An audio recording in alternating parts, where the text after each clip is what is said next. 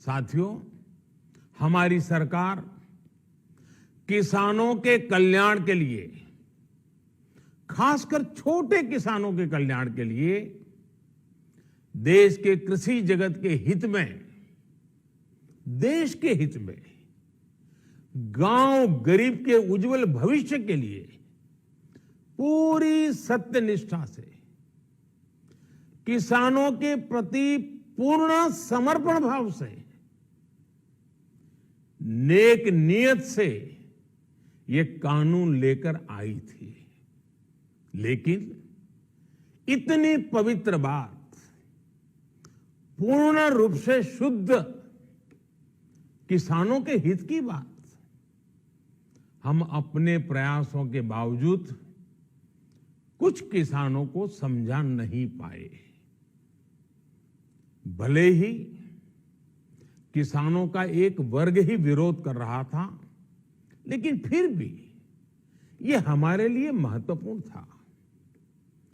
कृषि अर्थशास्त्रियों ने, वैज्ञानिकों ने, प्रगतिशील किसानों ने भी उन्हें कृषि कानूनों के महत्व को समझाने का भरपूर प्रयास भी किया। हम पूरी विनम्रता से, खुले मन से उन्हें समझाते रहे। अनेक माध्यमों से व्यक्तिगत और सामूहिक बातचीत भी लगातार होती रही। हमने किसानों की बातों को, उनके तर्क को समझने में भी कोई कोर कसर बाकी नहीं छोड़ी। कानून के जिन प्रावधानों पर उन्हें ऐतराज था, सरकार उन्हें बदलने के लिए भी तैयार हो गई। 2 साल तक हमने इन कानूनों को सस्पेंड करने का भी प्रस्ताव दिया। इसी दौरान ये विषय माननीय सर्वोच्च न्यायालय के पास भी चला गया। ये सारी बातें देश के सामने है, इसलिए मैं इनके अधिक विस्तार में नहीं जाऊंगा।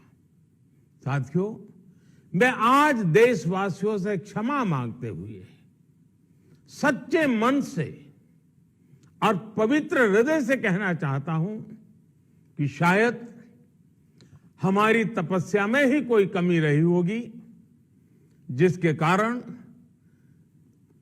दिए के प्रकाश जैसा सत्य कुछ किसान भाइयों को हम समझा नहीं पाए। आज गुरु नानक देव जी का पवित्र प्रकाश पर्व है। ये समय किसी को भी दोष देने का नहीं है। आज मैं आपको, पूरे देश को ये बताने आया हूं कि हमने 3 कृषि कानूनों को वापस लेने का, रिपील करने का निर्णय लिया है।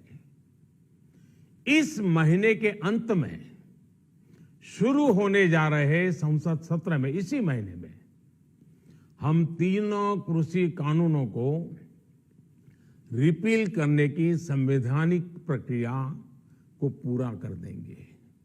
साथियों, मैं आज अपने सभी आंदोलनरत किसान साथियों से आग्रह कर रहा हूं, आज गुरु पर्व का पवित्र दिन है। अब आप अपने अपने घर लौटे, अपने खेत में लौटे, अपने परिवार के बीच लौटे।